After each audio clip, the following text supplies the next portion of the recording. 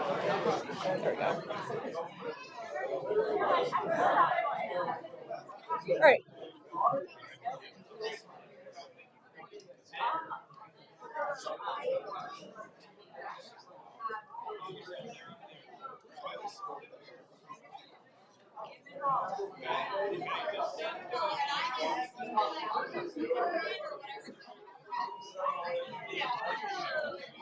Councilmember Poston? Just gonna ask if she was online. I couldn't hear very well. I don't think she's. Councilmember Poston? I don't think she's there yet.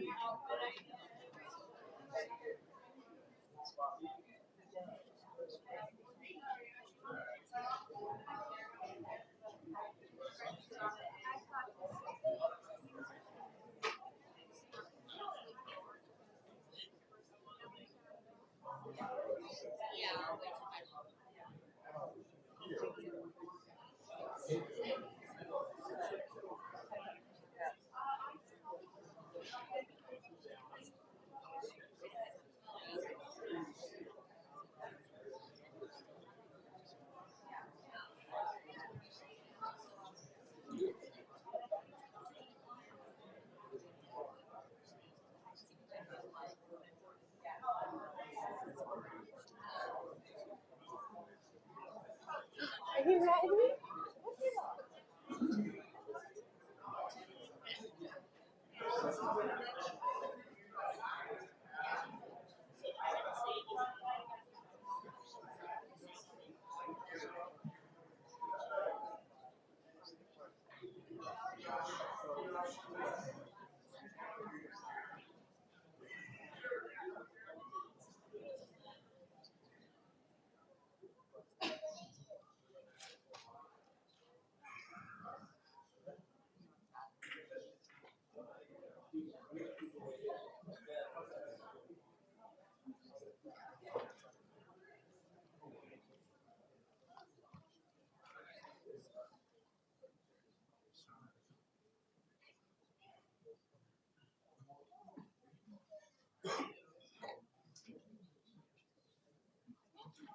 Says she's here.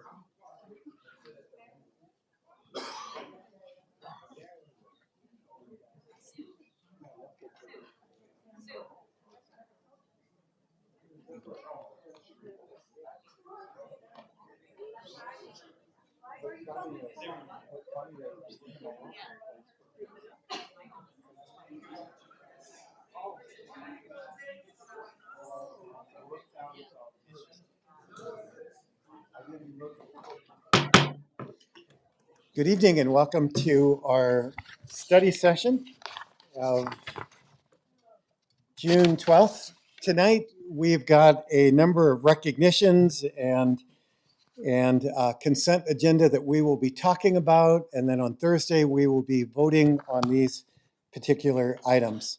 So welcome everybody. Many of you are here as part of our service recognitions, and we're glad to be engaged with that. Clerk, would you please call the roll?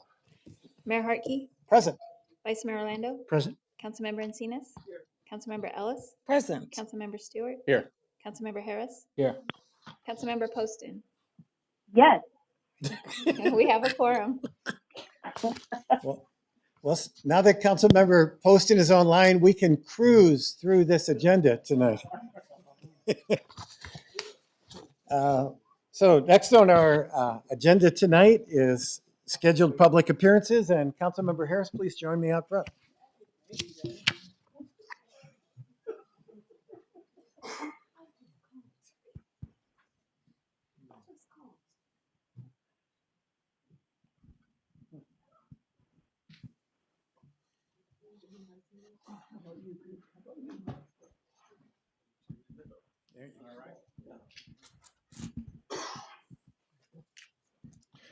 So for our first service recognitions, let me turn this over to our city manager. Thank you, Mr. Mayor, members of City Council. We do have 5 employee service recognitions this evening. And for our first recognition, I'd like to call up our Assistant Chief of Police, Dave Raymer, to make his presentation.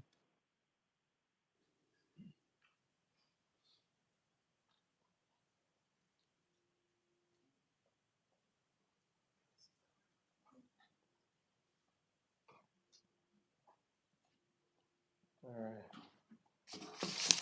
Danny Stein, will you please come forward?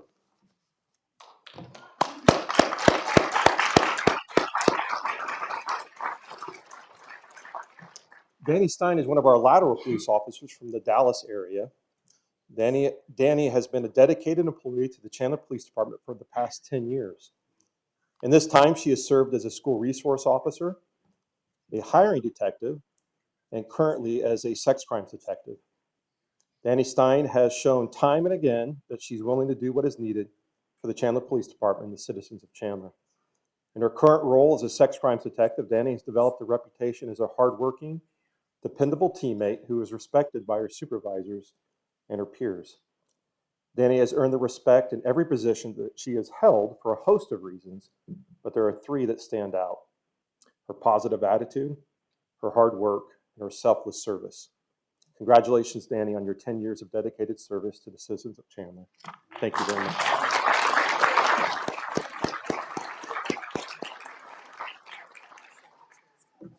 Yeah, that'd be great.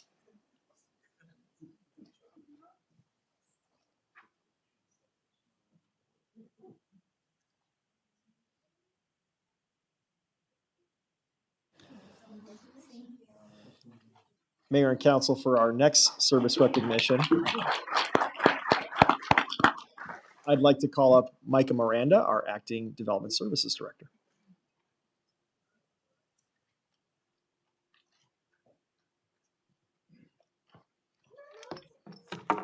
Good evening.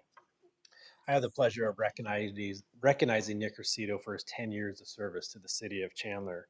Nick was originally hired in 2013 as a building inspector and has subsequently been promoted to building inspector supervisor. During that time, he has achieved 28 building certifications. This is a testament to his commitment to ongoing education and keeping the city of Chandler residents and businesses safe. Nick really exemplifies what it means to be a Chandler employee, and he demonstrates our core values on a daily basis. While I haven't worked with you closely I've only worked with you closely for a short time, but what's become apparent to me is how he genuinely cares about his job. He cares about doing what's right for the people of Chandler and making sure we have safe structures. He's joined with his family. If you want to give a shout out to your family, go for it. But just back from vacation, and I'm really, really excited to continue to work with him.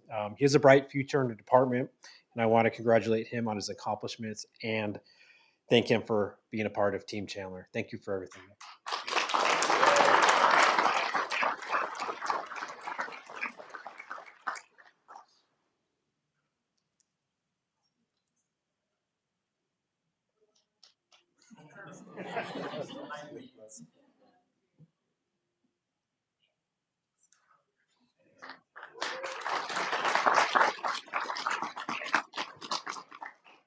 Mayor and Council, for our next service recognition, I'd like to call up John Sefton, our Community Services Director.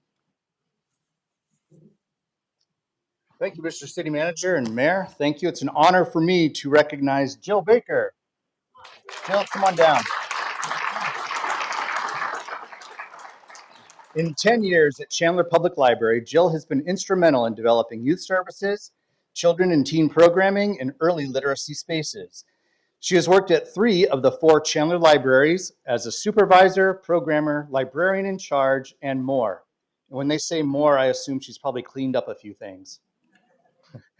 She is always the first person to step in if another librarian needs time off or programming help or assistance at the front desk. She is calm in crisis and very good at getting to know our customers and finding answers to their questions, and oh boy, do they have questions.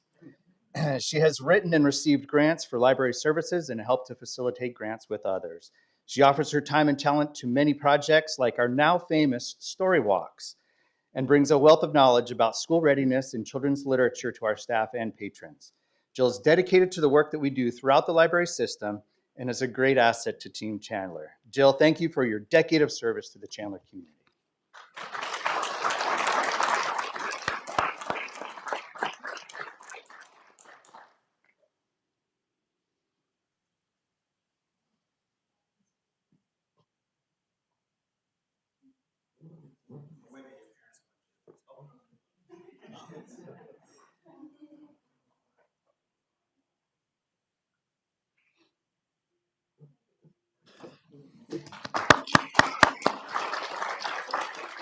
Mayor and Council, our next service recognition will be from Kim Moyers, our Cultural Development Director.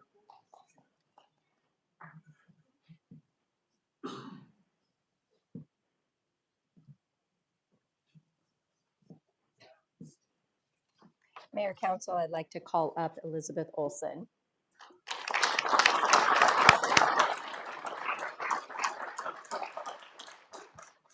Lizzie has greeted guests at Chandler Museum for the past 10 years. She heads up the museum's visitor services by working the front desk. For the past 2 years, when visitors were asked in a survey what the museum did best, the top answer was, "Staff members make me feel welcome." This is largely due to Lizzie's warm personality and willingness to connect with the visitors. She is a true team player, supporting other staff members in their projects and tasks, jumping in to help whenever needed, and always making sure that everyone is recognized on their birthday. Lizzie also serves as the museum store manager and runs the museum's rental program. She was instrumental in getting both new programs off the ground over the past few years. Each day, Lizzie brings a positive attitude, a smile, and a willingness to learn. Thank you for your service to the museum and to Chandler, Lizzie.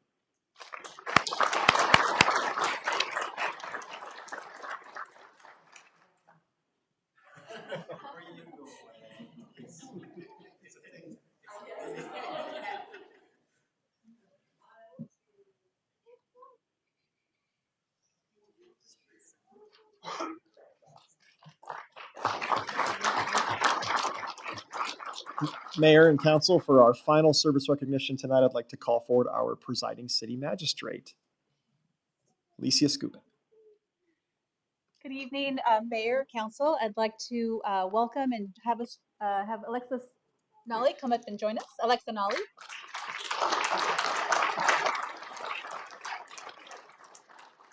Mayor and Council, Judge Alexa Nolly, it's my pleasure to recognize her 15 years of service with the City of Chandler. Judge Nolly started her career with the city as a prosecutor in 2008. 10 years later, in 2018, she was selected to serve as our court's commissioner. Quickly, because of her wonderful work ethic and her ability to adjudicate cases, she was promoted to judge 1 year later. So in 2018, she served as our judge, and she has been a judge with us for the last 4 years. As a personal note, Judge Nolly enjoys spending time with her husband, who is here today. They have 3 children. She loves all things Disney, cheers on the Sun Devils, and has a hobby of visiting national parks around our country. Also, she has a very special trip planned this summer with her family and extended family to visit Germany, her father's homeland. And so it's a very special opportunity to go back and reconnect with family there. Judge Nolly has been a wonderful addition to the court, and we are so proud to recognize her for her 15 years of service to the city. Thank you.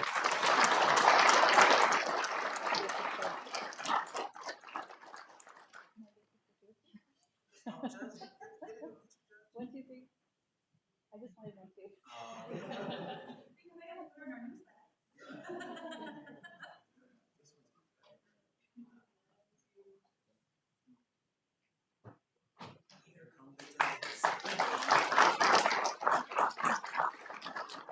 Mayor, that concludes our service recognitions tonight.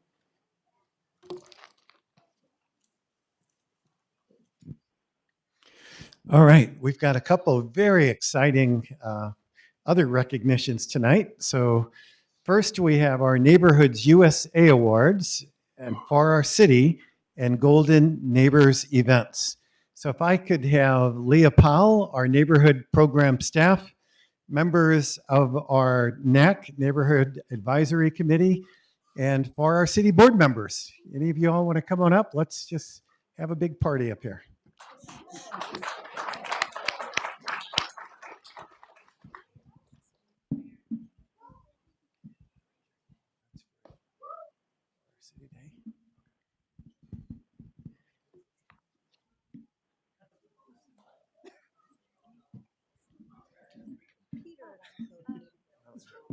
Bill.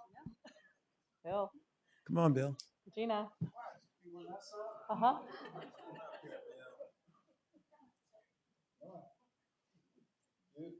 cook just as much as we do.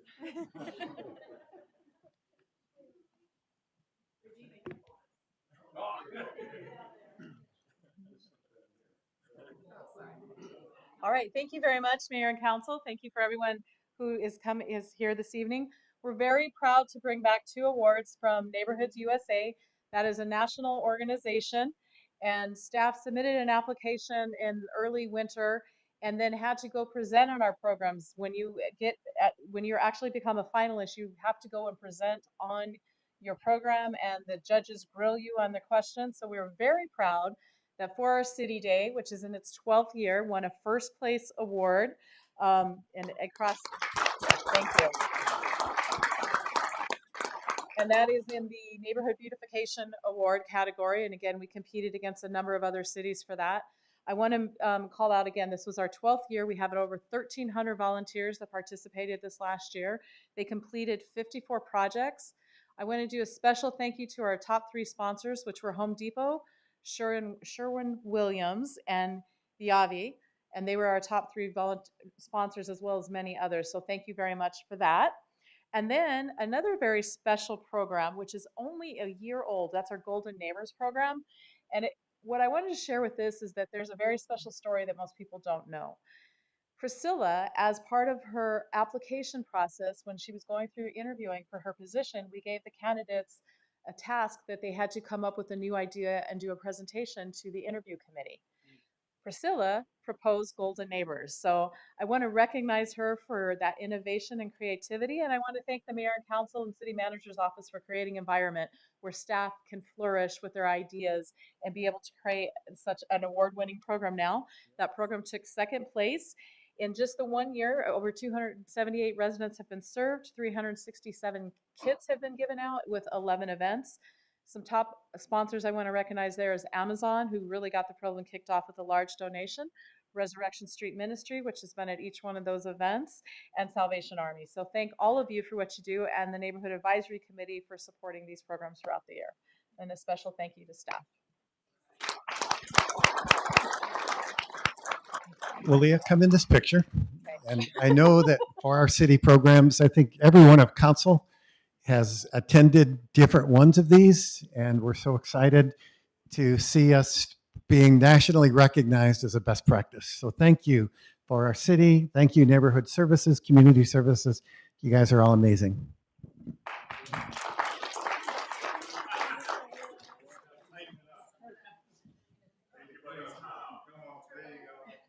Excellent. Okay. 1, 2, 3. 1, 2, 3. Thank you.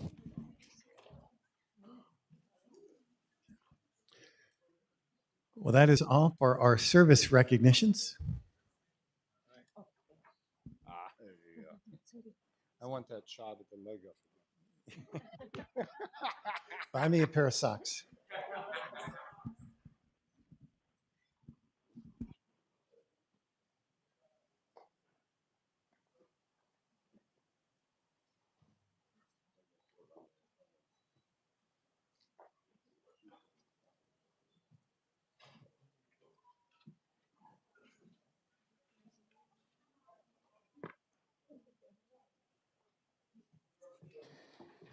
Oh, I also wanted to just do another shout out. I know Waste Management has been heavily involved with the programs aforementioned as well. So thank you, Waste Management, for the same.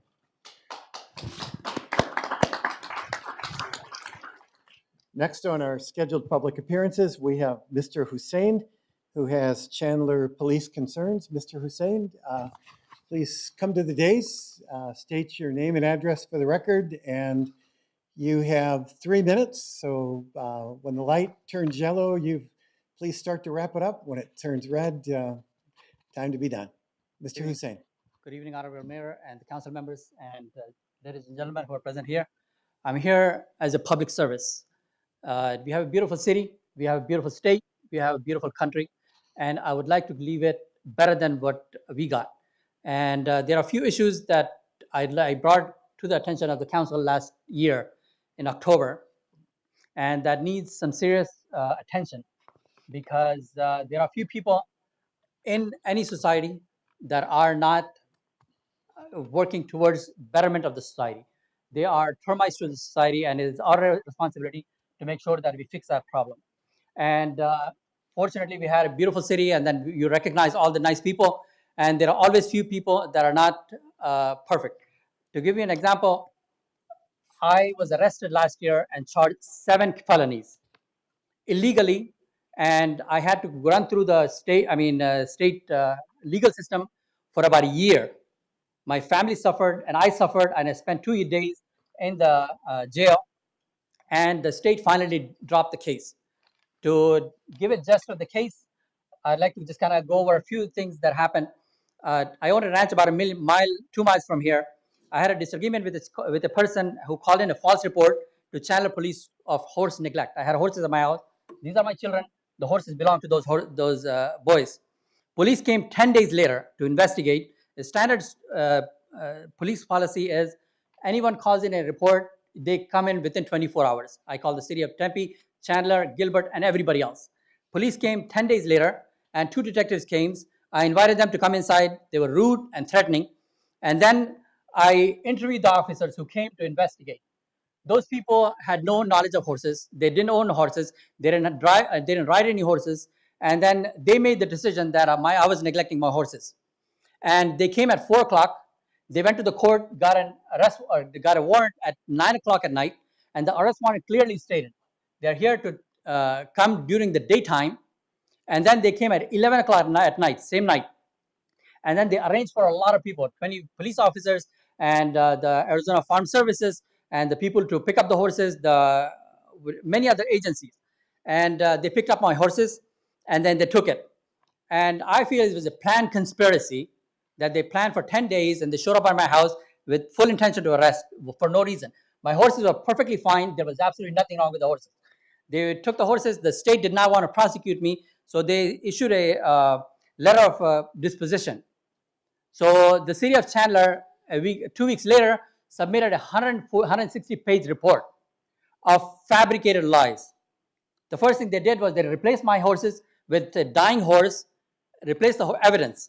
And then they lied about everything in there, saying that there were no water, and it's a detective. And I proved Mr. everything. Hussein, your time is up. Can you please wrap up? Okay. All I'm asking for is for the city of Chandler to investigate as to what happened and who's responsible for it, and pay me for my horses and compensate me for whatever the thing is. And in addition to that, I would like the city of Chandler to train their employees that they're getting paid our tax dollars to serve the public. Thank you, And Mr. I expect Hussein. the police officer to do the same thing. 99% people do that. 1 or 2 people don't do that. And it is our responsibility Thank you, to Mr. make sure that they Hussein. do that. Thank you, sir.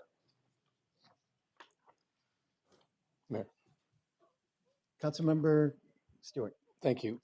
Kelly, can you give me the background on this story in a separate briefing and the report from the county attorney on this case, please? I'm happy to do so, sir. Thank you. Thank you. Council, next on our agenda tonight are a number of study items that are consent items that have been called in. The first one is by Councilmember Harris requesting a presentation and discussion on item number 6, having to do with Sunland Asphalt and Construction for the Boston Street improvements. And who's going to be making that presentation? All right, Kim Moyers.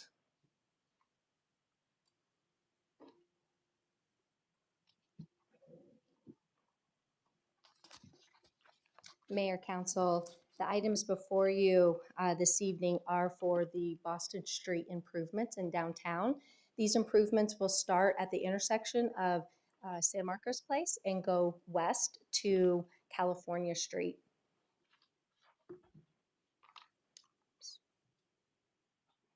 There we go. Those improvements include the repaving of Boston Street, the pedestrian crosswalk improvements, the widening of the sidewalks to the northeast of Oregon Street and to the southwest of Oregon Street, ADA improvements, a rideshare drop-off area, and parallel parking that will be on the north side of Boston Street. Timing is important in the downtown. We typically do all of our projects in the summertime when the downtown's a little bit slower. So once council approves the item, we'll spend the next 2 to 3 weeks executing the contract, determining the baseline scheduling, and doing the permitting. We anticipate the work beginning in mid-July and ending in November. This project will be phased. We will not do any complete street closures. So one side of the street or the other will be open at all time. And because we work so closely with the businesses to try to have the least amount of impact as possible, oftentimes the project will take a little bit longer because we are making sure that we can get to those businesses. We'll work with each of the businesses for their own individual needs. Sometimes that's signage, sometimes that's drop-off areas, whatever it is that they need. We'll work closely with them to make sure that, that they're satisfied. And then while the project is slated to end in November, there is a 30-day cure period of the new asphalt before we can stripe. So the project will actually be finished a little before that, but we'll open up the street, and during those 30 days, we'll be able to utilize it, and then they'll come back, the contractor will come back to stripe it, and that project should take somewhere between 3 and 5 days. This is a project that has been in the council's CIP budget for several years, so the downtown businesses are very aware that this project is coming. We have had 2 downtown public meetings with the downtown stakeholders, particularly those that will be impacted by this project. We've had communication through the Downtown Chandler Community Partnership e-blast and their every other month stakeholder meetings. And we've made personal phone calls and had meetings with the affected business owners. We've also contracted with Teresa Makinen at MacPro.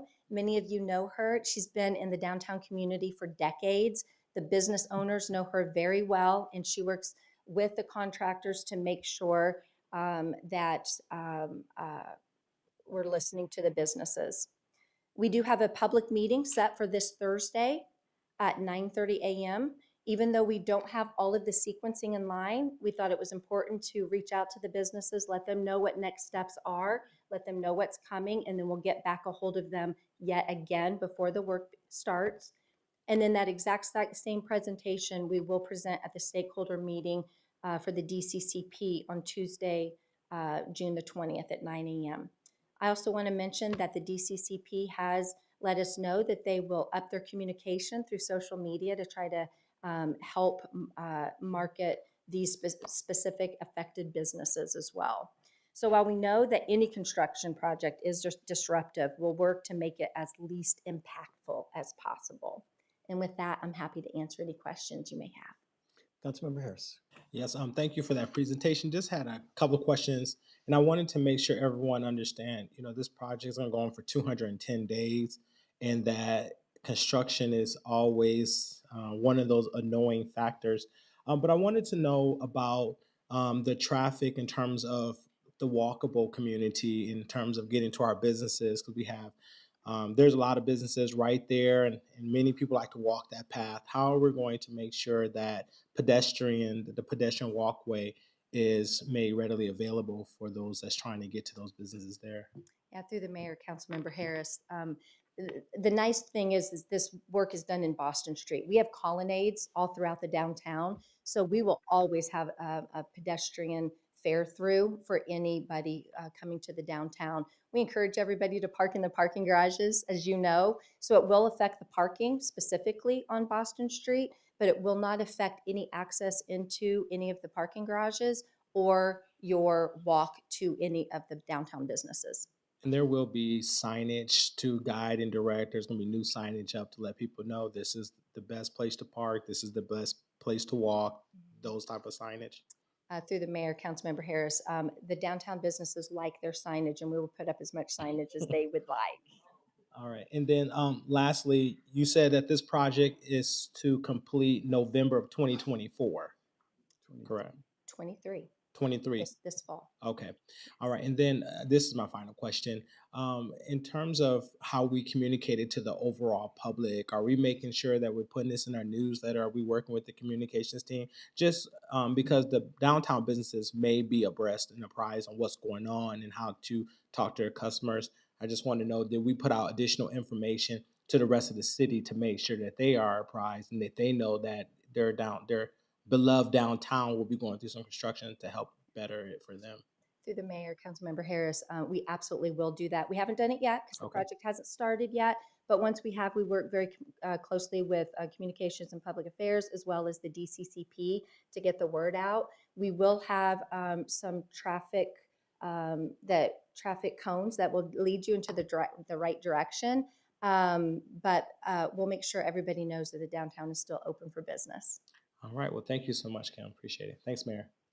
And Kim, thank you for the notes for my State of the Downtown address, which we also mentioned this just a few days ago and had many of our business owners and attendees there. Council, any additional questions for Kim Moyer on this item? Mayor, Councilmember Stewart. well, you think this will be done by the tumbleweed tree light? I mean, that's a big, Yeah. it's my favorite thing. Through the mayor, Councilmember Stewart, her Melinda would have it no other way. I love it. Thank you. Yes. All right. Thank you. Our next item called in, item number 8 by Vice Mayor Orlando. Did you want a presentation or just have a question? Just a short presentation. It's a really Okay. great project here. All right, short presentation. Harley. 8. Good evening, Mayor, Vice Mayor, members of the council. Just give me one moment while I get the presentation out.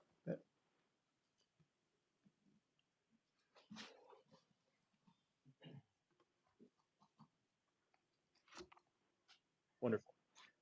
Before you tonight is PLH 2334, Goodyear Canal Historic Landmark Designation. A request for historic landmark designation for the Goodyear Canal, which is located south of Ocotillo Road on the west side of Basha Road. I'd like to talk a little bit tonight about not just the canal itself, but also the community that it served, a little bit about the impact that it has had on the larger city of Chandler, Goodyear yesterday, and a little bit about Goodyear tomorrow. With that, the story starts in 1898 with David Fairchild, a U.S. Department of Agriculture employee who was commissioned out by the federal government to get seeds that could grow in the American Southwest. One such seed that was brought back was Egyptian long staple cotton. This picture depicts David Fairchild on the left, and on the right, Dr. A.J. Chandler. This is on Chandler's ranch, and it is evidence that Egyptian cotton grew in Chandler. This led to a cotton boom within the 1910s that saw a lot of cotton ranches coming up all across Chandler, where cotton was not only grown, but also processed. This piqued the interest of the Goodyear Tire Company and their subsidiary, the Southwest Cotton Company, which was incorporated solely to purchase land within the Southwest. They identified 2 sites, Litchfield out in the West Valley and Goodyear in the East Valley. A little bit by way of historical background, in 1917, America joined the Great War effort, World War I, and Egyptian cotton was embargoed. Thus, the cotton that was used for the production of tires was no longer able to be sourced from Egypt. Thus, they had to find a domestic source. And it was right here in the city of Chandler. In the purple, it depicts the land that the Chandler Improvement Company leased to the Southwest Cotton Company, approximately 12 sections. In blue is the Goodyear Canal that was dug in 1917, and then the community was built subsequently. This is perhaps the best preserved image showing a bird's eye view of the historic town site, model town of Goodyear. One can see from this photo that it was a relatively improved community. It had tree-lined streets. It had a theater. It had a mercantile store, a general store for all of your daily needs. It had 4 school buildings and a plethora of residential buildings, largely split between the labor side and then the executive side, where a lot of company workers from the Goodyear Tire Company lived. This image depicts the Goodyear store. This is actually the current location, although the building is much larger now, of the Basha headquarters along Basha Road. And it actually goes deeper than that. This is actually the store that Ike and Eddie Basha in 1932 leased out as their first grocery store. From there, they grew the chain into the Basha chain that we all know and love today. This is the Goodyear School, circa 1919, with some children playing. I'll draw your notice to, oh, I apologize. Draw your notice to some of the architectural features that are really prevalent through the entire model town, including these breeze blocks, these projecting parapets, and these this window trim. It's very consistent through the entire town. It had somewhat of a vernacular. This is another image looking at the 4 school buildings. Unfortunately, these have been demolished since, but were certainly a fantastic example of the type of architecture that the town exhibited. Here we see an image of the residential part of the town, kind of the more upper crust area. And again, from a different angle. Again, standard width sidewalks, running water, a hose and a spigot. This was really a community. This wasn't just a set of buildings that came up in one night. This was a place built to last. This is the Goodyear Hospital building. It actually still stands today and is on private property owned by the Bogle family. This certainly would be a candidate for future preservation efforts. Although Goodyear was a collection of buildings and roads and streets, it was more than that. It was also a community, serving a wide variety of peoples. These are images of school-age children, actually class photos, ranging from 1919 all the way up into the late 1930s. There was also a variety of slices of life one could find in Goodyear. Everything from workers to ladies getting ready for a night on the town. Presumably these are Goodyear executives, to immigrant families coming for the agricultural boom that characterized the 1920s within this valley. This is an image of Goodyear in 1949. It's clear from this photo that it exhibited a very high degree of impact on the local landscape. It actually had an impact further out. One can see some remnants of the agricultural characteristics of South Chandler. This is a United States Geological Survey map of the larger East Valley area. And zooming in, this is Chandler in particular. One can see that the rail line does this kind of goofy curve there. That's Arizona and Germain. And you can actually see the scar of that in our landscape today. This right here is an image from the 1950s where it's a little bit more apparent. But if you look closely, you can actually see that rail line scar running today, characterized by those lot lines. Now that I've spoken a little bit about Goodyear of the past, I'd like to talk about Goodyear today. It's much like the rest of Chandler, it has seen massive development since its inception. It's almost unrecognizable from the past. But that being said, if you look close enough, there are shadows of the past.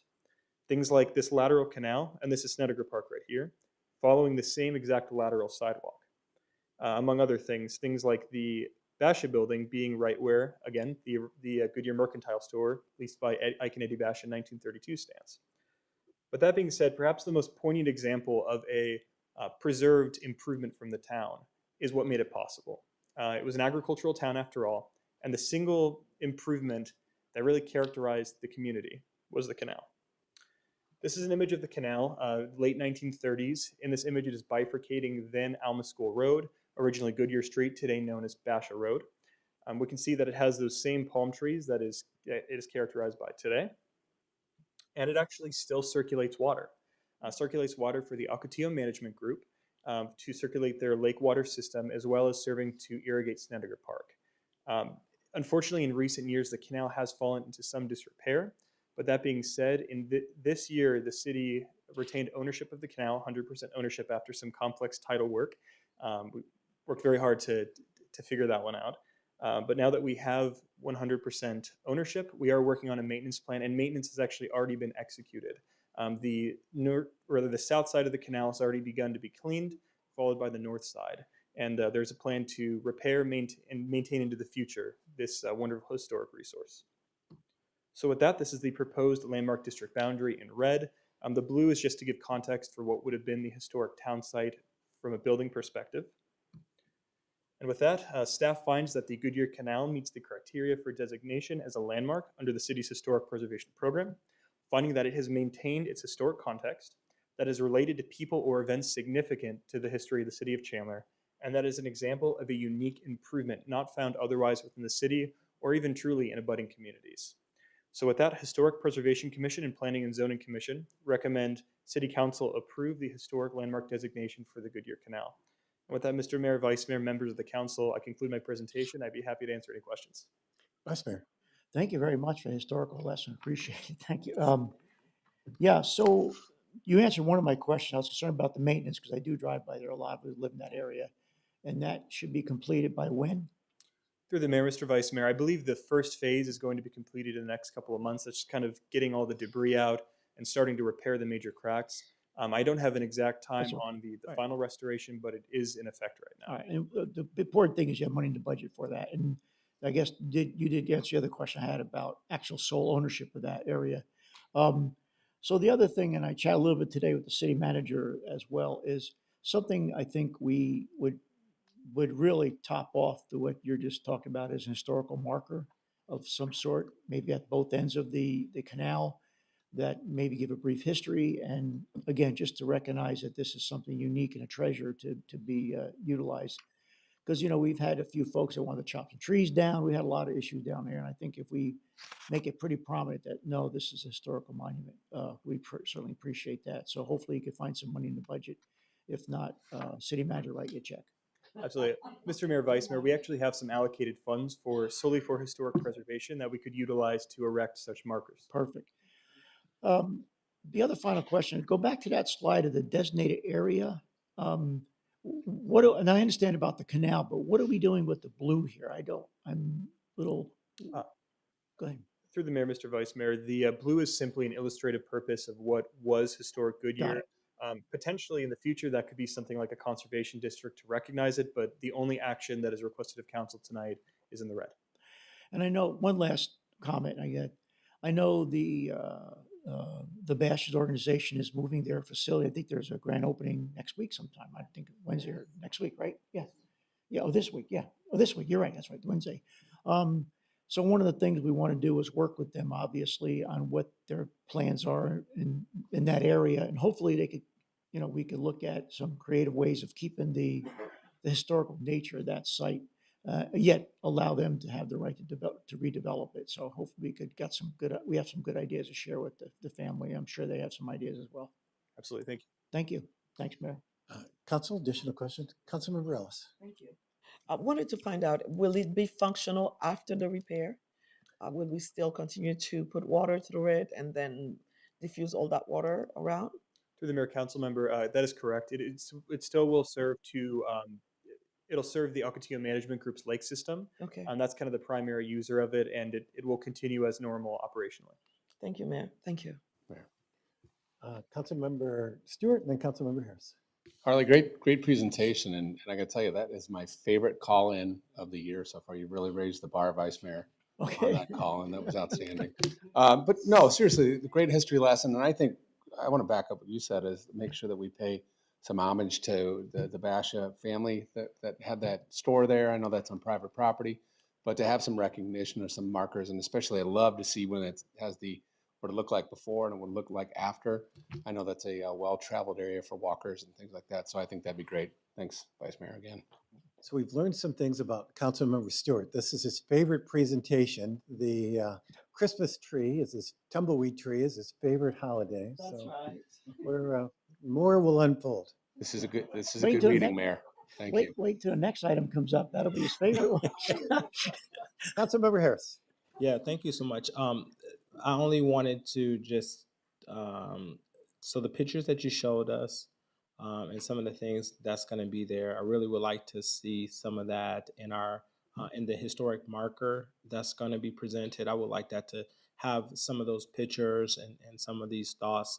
I know normally we just put a sign up, put words, and we share when it stops and goes, but I really would like a more detailed marker to demonstrate and to show some of that history collapse with the pictures. I think that would be something that would make the project even stronger, just so people can kind of know. Absolutely. Thank you. Yeah. And Derek, thank you I know this has been a project close to your heart, and we have appreciated your keen eye and love of historic places and bringing them back to life for us today. So thank you for this and the other one on our agenda as well. All right. Thank you. Thank you. Our next item called in was item number 17 by Councilmember Ellis and Councilmember Orlando. Did you all have, did you want to have a presentation and then questions? Or did you have questions first, Councilmember Ellis? Yeah, All right, what is your yes, presentation? presentation. All right, thank you. That's what I thought you said. Yeah. You were saying yes to everything I was saying, so Yes, yes, I love it when that happens. Councilmember Stewart was.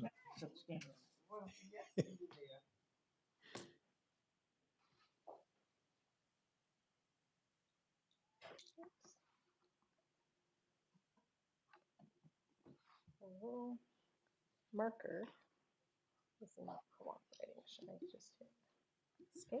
There you go. Thank you.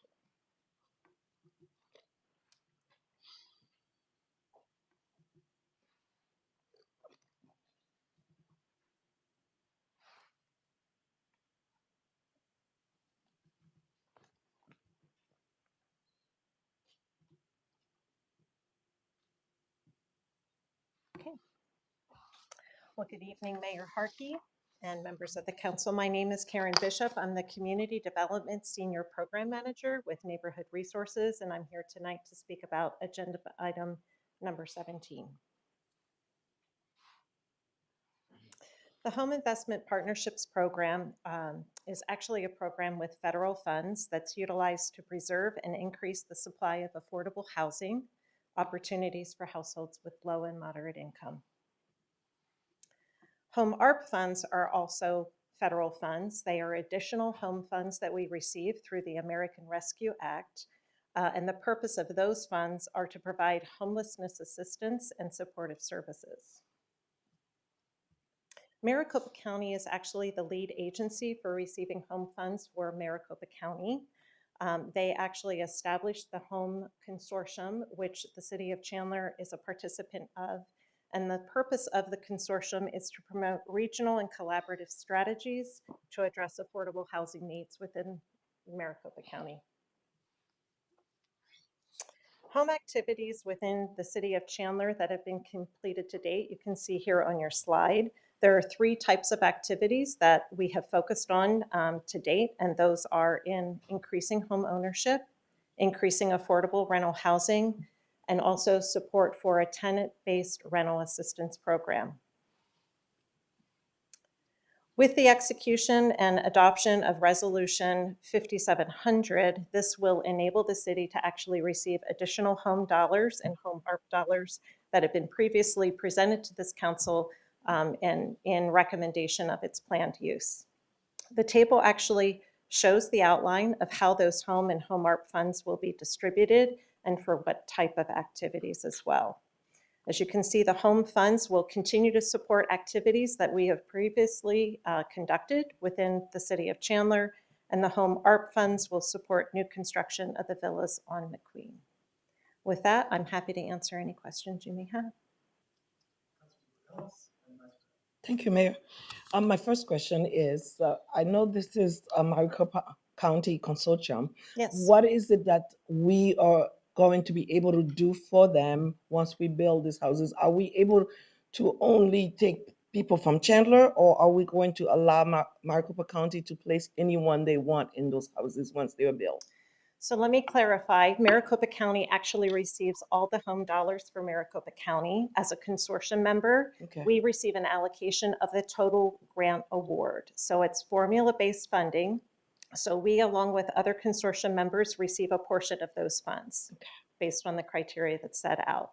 So what we need to do, because Maricopa County actually receives the home funds from HUD, we have to execute an intergovernmental agreement to actually receive the funds directly from Maricopa County.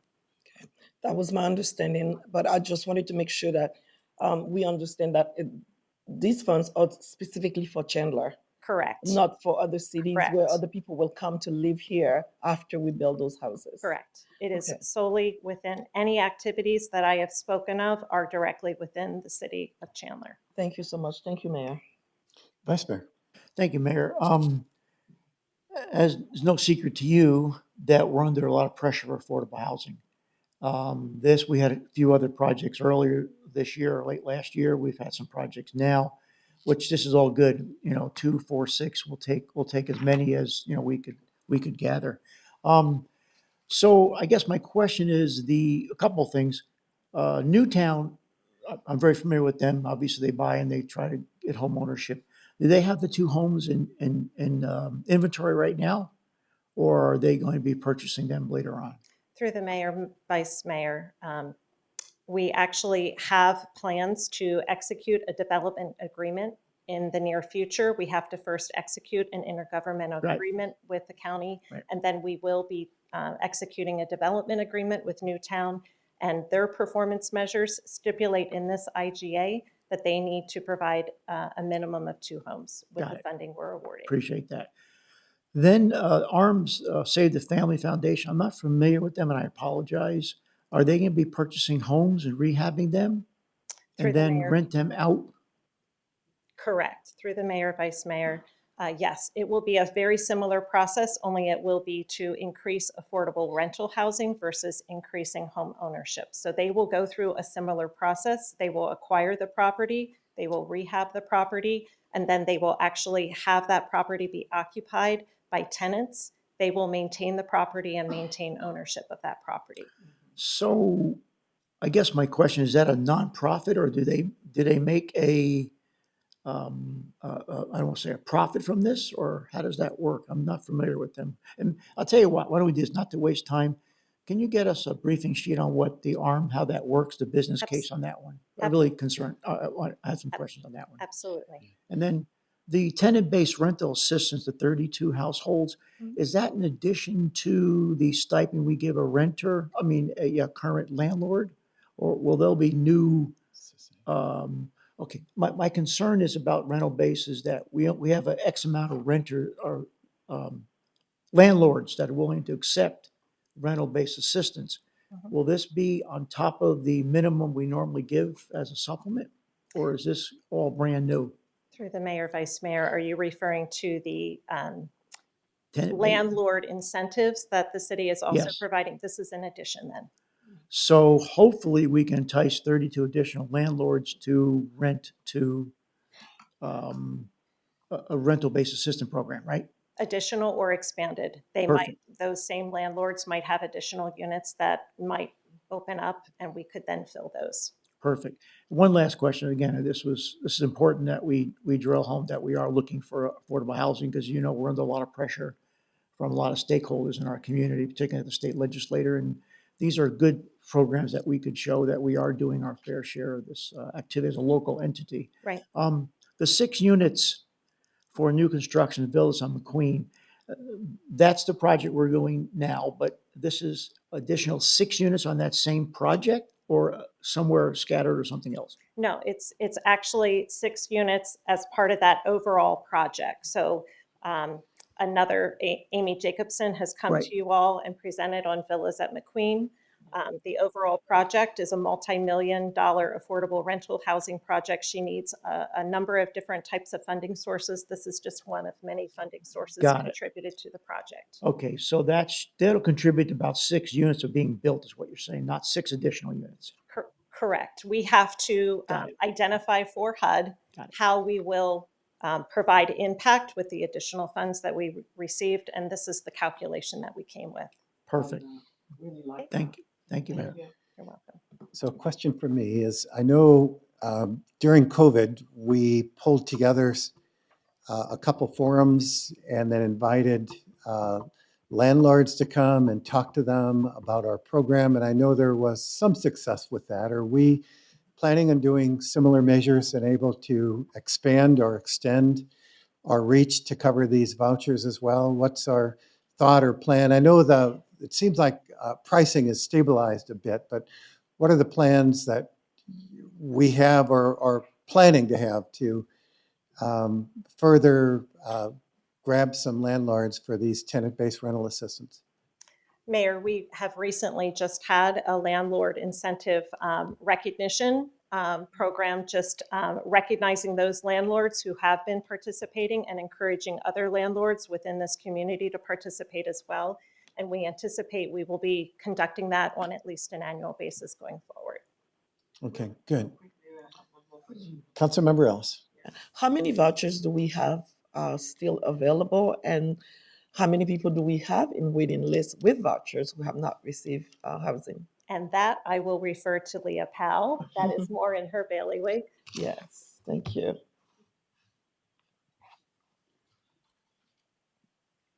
Through the mayor, Councilmember Ellis, of our housing choice vouchers, we have 495. We still have at least 2,000 people on that wait list.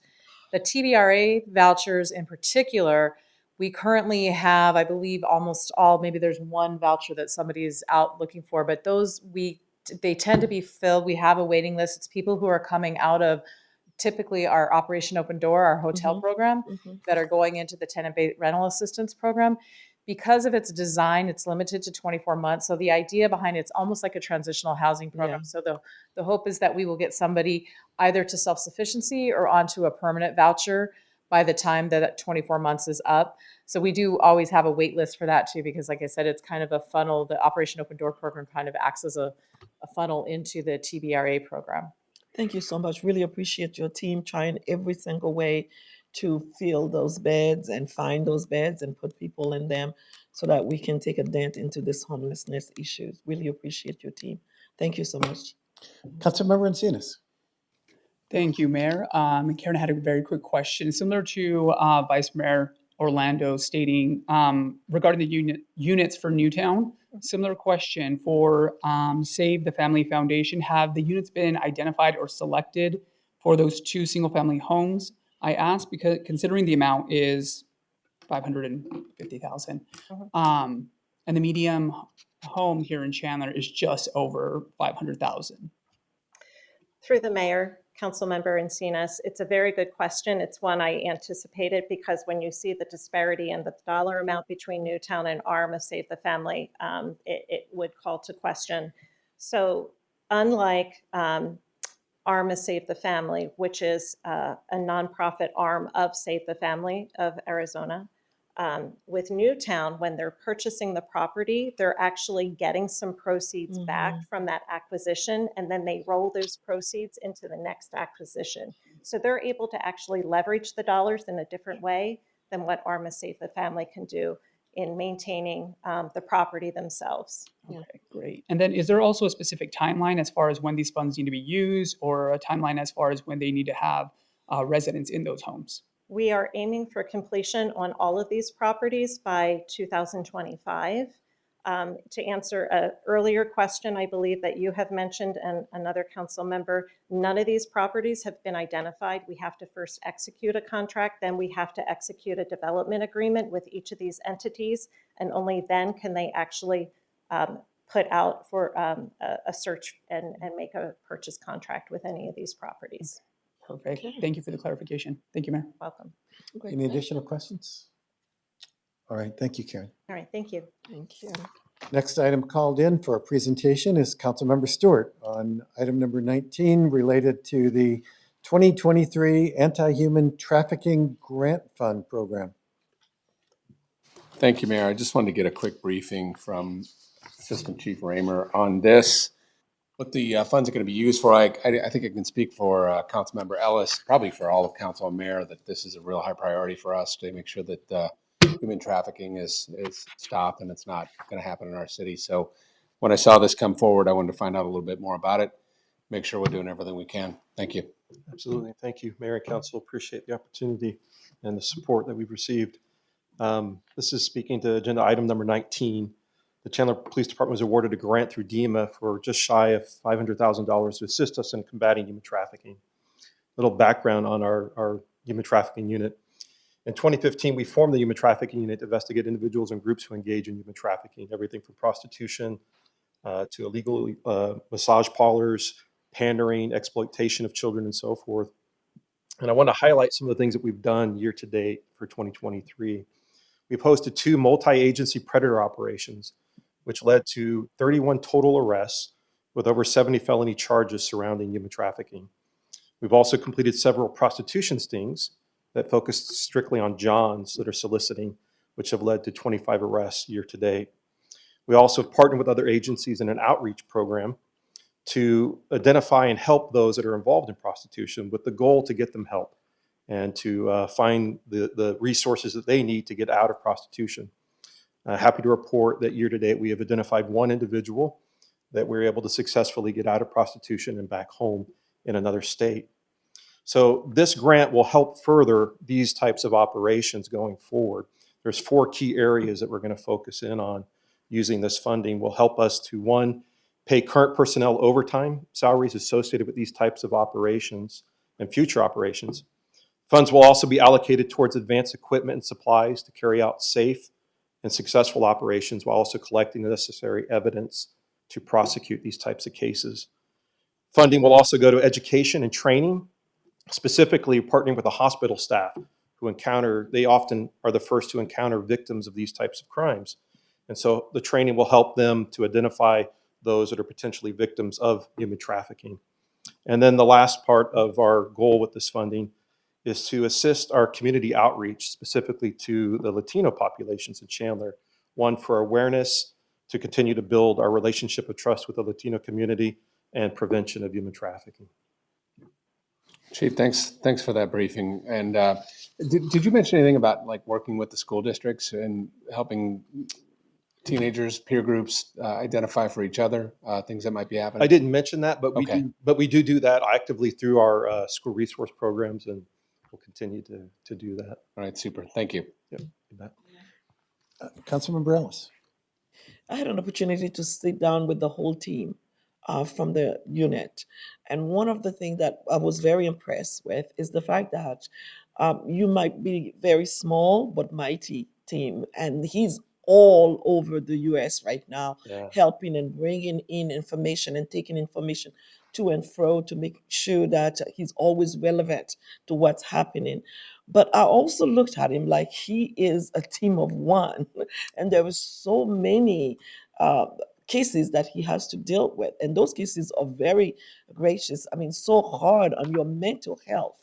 What is being done to alleviate him and some of the other members into that team? I know that we work with the department on mental health issues and things like that, but specifically with this team, what is being done for them? Yeah, excellent question through the mayor to council personnel. Appreciate that. Detective Russo is amazing. He is just a standout individual, and he is recognized nationally and actually does training and seminars as a part of that. So we are very aware of the trauma that's associated with working these types of cases. So we have a lot of mental health and wellness in place to help identify that. And a lot of it's just having these honest conversations with them.